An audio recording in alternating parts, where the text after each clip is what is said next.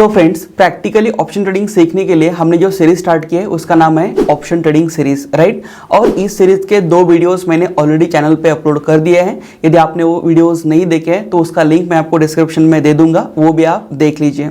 Friends, यदि option trading हमें practically सीखना है तो उसका पूरा स्ट्रक्चर हमें समझ में आना ज़रूरी है, उसका हर कंसेप्ट हमें समझ में आना ज़रूरी है। और इसीलिए इन डिटेल हम इस सीरीज़ में हर एक कंसेप्ट कवर करने वाले हैं।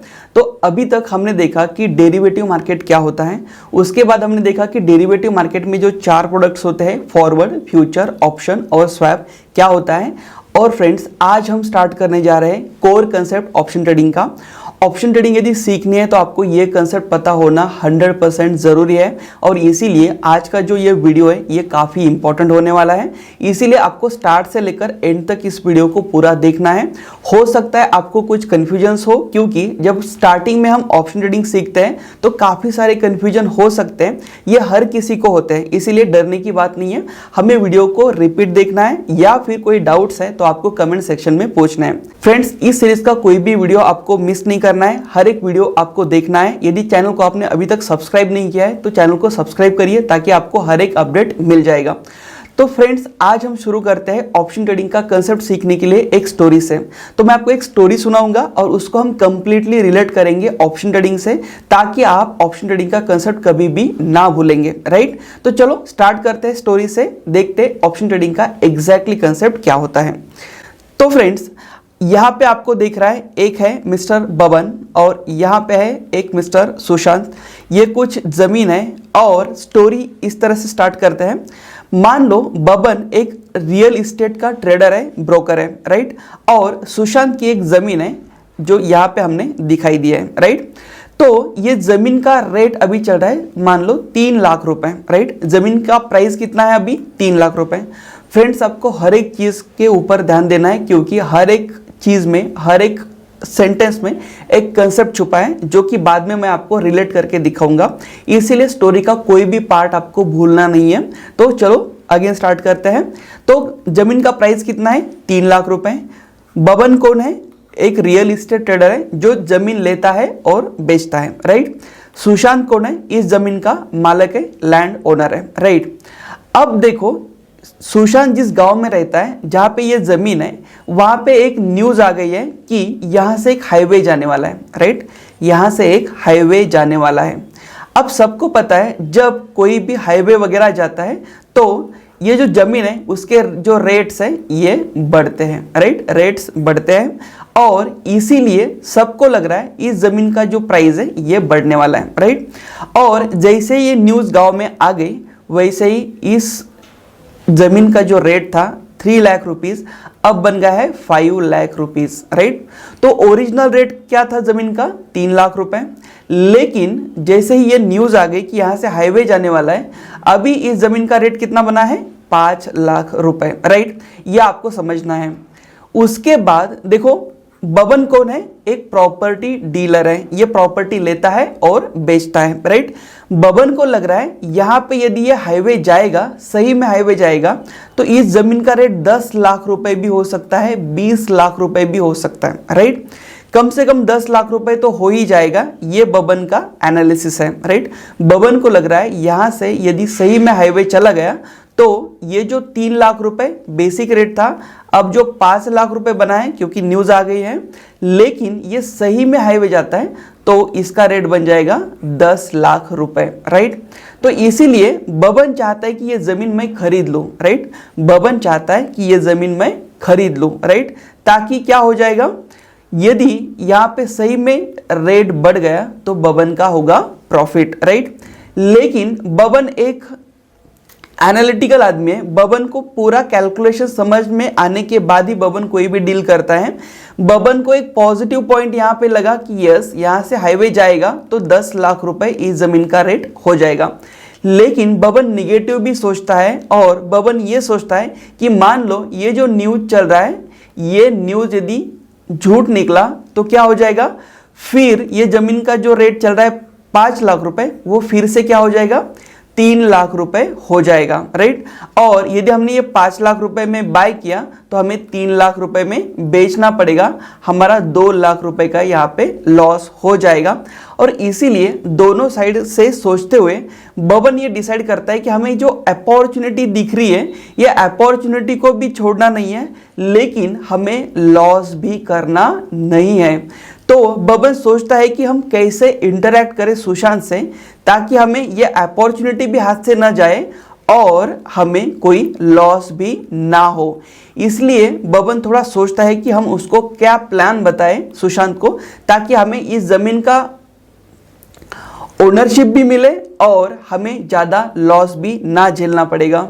तो एक प्लान क्रिएट करता है बबन और जाता है सुशांत के पास। तो फ्रेंड्स ये प्लान क्या है ये भी आपको अच्छी तरह से सुनना है, क्योंकि इससे ही हमें ऑप्शन ट्रेडिंग का कंसेप्ट समझ में आ जाएगा, राइट। तो बबन कौन है हमारे यहाँ एग्जाम्पल में बायर है, राइट। सुशांत कौन है, जमीन का ओनर है और जमीन का सेलर मान लो उसको। ये जमीन बेचेगा जब बबन ये जमीन बाय करेगा, राइट। तो बबन सुशांत के पास आता है और सुशांत को बोलता है कि आपकी ये जो जमीन है जिसका ओरिजिनल रेट कितना है 3 लाख रुपए, लेकिन यहां से हाईवे जाने की जो न्यूज चल रही है इसलिए आपके जमीन का रेट अभी कितना हुआ है 5 लाख रुपए, राइट। यानी आपके जमीन का ओरिजिनल रेट 3 ही लाख रुपए है, लेकिन अभी ये हाईवे जाने वाला है, इस न्यूज की वजह से 5 लाख रुपए बना है, राइट। लेकिन बबन बोलता है सुशांत को ये जमीन मैं खरीद लूंगा लेकिन मुझे 1 साल का टाइम चाहिए, राइट। ये जमीन मैं खरीद लूंगा 5 लाख रुपए में खरीद लूंगा लेकिन मुझे 1 ईयर का टाइम चाहिए, राइट। उसके बदले में मैं आपको 1 lakh rupees as a agreement fees देता हूं और मैं आपसे एक एग्रीमेंट करता हूं कि 1 साल के अंदर मैं आके आपकी जमीन और 5 लाख रुपए दे के खरीद लूंगा, राइट। और यदि मैं 1 साल में खरीदने के लिए नहीं आया तो आपको ये 1 लाख रुपए रिटर्न करने की जरूरत नहीं है, राइट। कंडीशन क्या है ध्यान से सुनो। बबन ने सुशांत को बोला आपके जमीन का जो अभी 5 लाख रुपए रेट चालू है ये 5 लाख रुपए रेट पे मैं आपकी जमीन खरीद लूंगा लेकिन मुझे 1 ईयर का टाइम चाहिए, 1 साल का टाइम चाहिए। और जब मैं आऊंगा तो आपकी जमीन 5 लाख रुपए में खरीद लूंगा, चाहे तब जमीन का रेट 10 लाख रुपए हो चाहे तब जमीन का रेट 2 लाख रुपए हो, लेकिन मैं तो खरीद लूंगा 5 लाख रुपए इसी फिक्स प्राइस पे। और इस एग्रीमेंट के लिए मैं आपको अभी 1 लाख रुपए एज एग्रीमेंट फीस देता हूं और यदि मैं 1 साल में ये जमीन खरीदने के लिए नहीं आता हूं तो आपको ये पैसे रिटर्न करने की जरूरत नहीं है, ये 1 लाख रुपए भी आपके पास ही रहेंगे और आपकी जमीन भी आपके पास ही रहेगी, राइट। तो इस एग्रीमेंट को सुशांत एग्री हो जाता है। अब सुशांत एग्री क्यों होता है ये समझ लेते हैं पहले। सुशांत को पता है ओरिजिनल प्राइस कितनी है 3 लाख रुपए, अभी जस्ट न्यूज चल रही है इसलिए जमीन का रेट कितना हुआ है 5 लाख रुपए। और बबन क्या बोल रहा है 5 लाख रुपए तो मैं दूंगा ही दूंगा लेकिन 1 लाख रुपए आपको एडवांस में एग्रीमेंट फीस भी दूंगा। मतलब बबन टोटल कितने पैसे दे रहा है ये 5 लाख रुपए और ये फीस के 1 लाख रुपए, मतलब टोटल कितना हुआ 6 लाख रुपए में बबन सुशांत की जमीन बाय करने के लिए रेडी है, सिर्फ उसको 1 साल का टाइम चाहिए, राइट। और इसीलिए सुशांत सोचता है कि मेरी 3 लाख की जमीन है लेकिन मुझे 6 लाख मिल रहे हैं, इसका मतलब मुझे प्राइस डबल मिल रहा है तो मुझे यह एग्रीमेंट करने में कोई प्रॉब्लम नहीं है। यह है सुशांत का एंगल। दूसरी बात यह है कि सुशांत ये भी सोचता है कि यदि बबन 1 साल में नहीं आएगा ये जमीन बाय करने के लिए तो जमीन भी मेरे पास रहेगी और बबन के 1 लाख रुपए भी मेरे पास आ जाएंगे जो कि मुझे रिफंड करने की जरूरत नहीं है, राइट। इसका मतलब क्या हो गया कि दोनों तरह से सुशांत को लग रहा है कि ये डील मेरे लिए परफेक्ट है, राइट। अब ये डील बबन क्यों कर रहा है ये भी सोचते हैं। बबन को लग रहा है यदि अभी मार्केट में इस जमीन का रेट कितना चालू है 5 लाख रुपए, यदि डायरेक्टली मैं 5 लाख रुपए पे करूंगा और कल जाके ये न्यूज यदि झूठ निकली तो ये जमीन का रेट हो जाएगा 3 लाख रुपए, तो मुझे 2 लाख रुपए का यहाँ पे लॉस हो जाएगा, राइट। लेकिन 1 साल यदि मैंने टाइम लिया तो 1 साल में ये क्लियर हो जाएगा कि यहाँ से हाईवे जाने वाला है या नहीं जाने वाला है। यदि यहाँ से सही में हाईवे जाता है और ज़मीन का रेट मान लो 10 लाख रुपए होता है तो मुझे कितने रुपए में ये ज़मीन मिलने वाली है? सिर्फ 5 लाख रुपए में ज़मीन मिलने वाली है। और 1 लाख रुपए जो मैंने एग्रीमेंट का फीस दिया है, मतलब टोटल मुझे कितने रुपए पे करने हैं? 6 लाख रुपए पे करने हैं। और उसके बदले में मुझे ज़मीन कितनी मिलेगी? 10 लाख रुपए की, यानी 4 लाख रुपए का मुझे प्रॉफिट होगा, राइट। मान लो यदि ये न्यूज़ झूठ निकली और 5 लाख रुपए ज़मीन का रेट 3 लाख रुपए हो गया, तो मैंने ऑलरेडी कितने पैसे पे किए हैं? 1 लाख रुपए पे किए हैं। और मुझे यदि ज़मीन खरीदनी है तो कितने पे करने चाहिए? 5 लाख रुपए पे करने चाहिए। लेकिन जब ज़मीन का रेट 3 लाख रुपए हो जाएगा तो मुझे 5 लाख की ज़मीन बाय करने की ज़रूरत नहीं है। मैं 1 लाख रुपए छोड़ दूंगा और ये एग्रीमेंट से बाहर निकलूंगा, राइट। मतलब यहाँ पे यदि ये न्यूज़ झूठ निकलती है तो बबन का सिर्फ लॉस कितना हो रहा है? 1 लाख रुपए का। और बबन ये डायरेक्टली जमीन परचेस करता है, बाय करता है, तो 5 लाख रुपए इसको कैपिटल भी अभी उसका ब्लॉक हो रहा है और 2 लाख रुपए का लॉस भी हो रहा है। इसीलिए बबन सोचता है कि हमें 1 लाख में हमारा पूरा काम बन जाएगा, 1 साल का टाइम भी मिलेगा और ये जमीन का हमें पोजीशन भी मिलेगा। 1 साल में हम कभी भी जाके ये जमीन बाय कर सकते हैं 5 लाख रुपए में, राइट। एग्रीमेंट के टर्म्स एंड कंडीशन क्या है, मैं फिर से एक बार रिपीट कर रहा हूं। बबन ने बोला है सुशांत को 1 साल का मुझे टाइम चाहिए, राइट। आके मैं आपकी जमीन 5 लाख रुपए में बाय कर दूंगा और इस एग्रीमेंट का मैं 1 लाख रुपए आपको अभी दे रहा हूं। 1 साल में यदि मैं नहीं आता हूं तो आपको ये रिफंड करने की जरूरत नहीं है। लेकिन 1 साल में मैं कभी भी आऊंगा और जमीन का रेट कुछ भी होगा तो भी आपको ये जमीन मुझे 5 लाख रुपए में बेचने ही पड़ेगी। ऐसा एग्रीमेंट किया है बबन ने सुशांत के साथ, राइट। मतलब जमीन का रेट यदि 10 लाख रुपए होगा तो भी 5 लाख रुपए में ही बेचनी पड़ेगी और जमीन का रेट 3 लाख रुपए होगा तो भी 5 लाख से ही ये जमीन बिकी जाएगी या बिक जाएगी, राइट। तो यह है कुछ टर्म्स एंड कंडीशन एग्रीमेंट के और इसीलिए बबन इस एग्रीमेंट को मानता है कि ये मेरे फेवर में है और सुशांत भी मानता है कि ये एग्रीमेंट मेरे फेवर में है और दोनों भी आते हैं और एक एग्रीमेंट करते हैं और बबन देता है सुशांत को 1 लाख रुपए और बबन को सुशांत बोलता है कि 1 साल में आप कभी भी आओ, मैं आपको ये जमीन 5 लाख रुपए में देने के लिए रेडी हूं और ये 1 लाख रुपए आप मुझे अभी जो दे रहे हो ये नॉन रिफंडेबल अमाउंट है, राइट। गाइज ये स्टोरी आपको समझना काफी इंपॉर्टेंट है क्योंकि इसके साथ ही हमारे ऑप्शन ट्रेडिंग के कुछ कंसेप्ट जुड़े हुए हैं।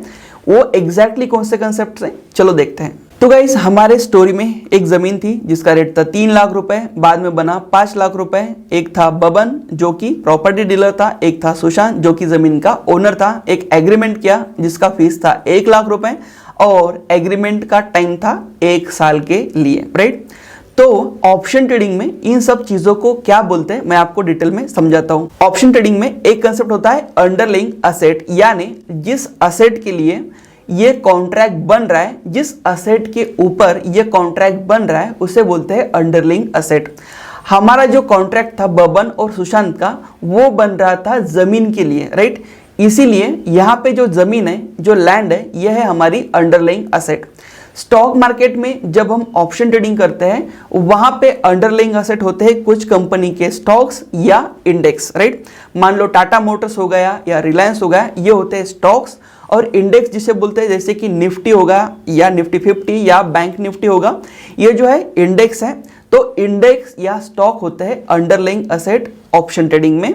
यहाँ पे हमारे एग्जाम्पल में अंडरलाइंग असेट थी जमीन और अंडरलाइंग असेट का मतलब होता है जिसके ऊपर ये कॉन्ट्रैक्ट बन रहा है, जिसके लिए, जिस असेट के लिए ये कॉन्ट्रैक्ट बन रहा है उसे बोलते हैं अंडरलाइंग या अंडरलाइंग असेट। दूसरा कंसेप्ट हमें देखना है ऑप्शन बायर, राइट। यानी जो बायर होता है, हमारे एग्जाम्पल में था बबन, राइट। बबन था हमारे एग्जाम्पल में बायर। और दूसरा होता है ऑप्शन सेलर या जिसको राइटर भी बोलते हैं, राइट। ऑप्शन सेलर या ऑप्शन राइटर, राइट। तो एग्रीमेंट की टर्म्स एंड कंडीशन डिसाइड करने का हक राइटर को भी होता है, इसीलिए उसको राइटर भी बोलते हैं। और हमारे कंडीशन में या हमारे स्टोरी में राइटर था या ऑप्शन सेलर था सुशांत, राइट। तो सुशांत कौन था? सेलर था। यहाँ पे हमारे स्टोरी में सुशांत जमीन बेच रहा था, यानी वो सेलर है, और बबन जमीन बाय कर रहा था, यानी स्टोरी में बबन एक बायर है, राइट। इसीलिए मैंने नाम चुने Baban B buyer, right. Sushant S seller, right. तो सुशांत का एस का मतलब क्या हो रहा है? वो सेलर है। बबन के बी का मतलब क्या हो रहा है? बायर है। तो स्टोरी के कैरेक्टर आपको याद रखने चाहिए, इसीलिए मैंने थोड़े से आसान कैरेक्टर लिए हैं। बबन बायर है और इसको ऑप्शन ट्रेडिंग में बोलते हैं ऑप्शन बायर। सुशांत सेलर है, इसे ऑप्शन ट्रेडिंग में बोलते हैं ऑप्शन सेलर या ऑप्शन राइटर। दूसरा एक कंसेप्ट होता है कॉन्ट्रैक्ट एक्सपायरी, राइट, या सिर्फ एक्सपायरी, यानी कॉन्ट्रैक्ट कितने दिन के लिए वैलिड है उसको बोलते हैं एक्सपायरी। हमारा जो कॉन्ट्रैक्ट है हमारे स्टोरी में 1 साल के लिए वैलिड है और इसीलिए हमारी एक्सपायरी कितनी है? 1 ईयर की है। लेकिन ऑप्शन ट्रेडिंग में जो कॉन्ट्रैक्ट्स होते हैं वो वीकली एक्सपायरी के होते हैं और मंथली एक्सपायरी के होते हैं। मतलब यहाँ जो स्टोरी में कॉन्ट्रैक्ट हमने देखा वो 1 साल के लिए चलने वाला था, लेकिन ऑप्शन ट्रेडिंग के जो कॉन्ट्रैक्ट्स होते हैं वो 1 हफ्ते के लिए होते हैं या फिर 1 महीने के लिए होते हैं, राइट। उसके बाद कॉन्ट्रैक्ट प्रीमियम या प्रीमियम, राइट। ये कॉन्ट्रैक्ट करने के लिए बायर सेलर को कितने पैसे पे कर रहा है उसको बोलते हैं ऑप्शन का प्रीमियम, राइट। तो हमारे एग्जाम्पल में हमारे स्टोरी में प्रीमियम था 1 लाख रुपीस जो बबन ने दिए थे सुशांत को नॉन रिफंडेबल, राइट। यदि ये कॉन्ट्रैक्ट एग्जीक्यूट होता है तो कोई बात नहीं है, एग्जीक्यूट नहीं होता है, बायर चला जाता है, तो उसका जो प्रीमियम अमाउंट था 1 लाख रुपीस जो उसने पे किया था वो उसको रिफंड नहीं मिलता है, तो उसको बोलते हैं ऑप्शन प्रीमियम, राइट। और एक इंपॉर्टेंट कंसेप्ट है स्ट्राइक या एक्सरसाइज प्राइस। जिस प्राइस के लिए कॉन्ट्रैक्ट हो रहा है उसको बोलते हैं स्ट्राइक या एक्सरसाइज प्राइस, राइट। तो हमारे एग्जांपल में स्ट्राइक प्राइस थी 5 लाख रुपए, क्योंकि 5 लाख रुपए के लिए ये एग्रीमेंट हो रहा था। जब भी बबन आएगा 5 लाख रुपए पे करके सुशांत से यह जमीन खरीद लेगा, तो 5 लाख रुपए के कॉन्ट्रैक्ट के लिए ये पूरा एग्रीमेंट हुआ था और इसीलिए जो प्राइस के लिए एग्रीमेंट हो रहा है उसे बोलते हैं स्ट्राइक प्राइस या एक्सरसाइज प्राइस।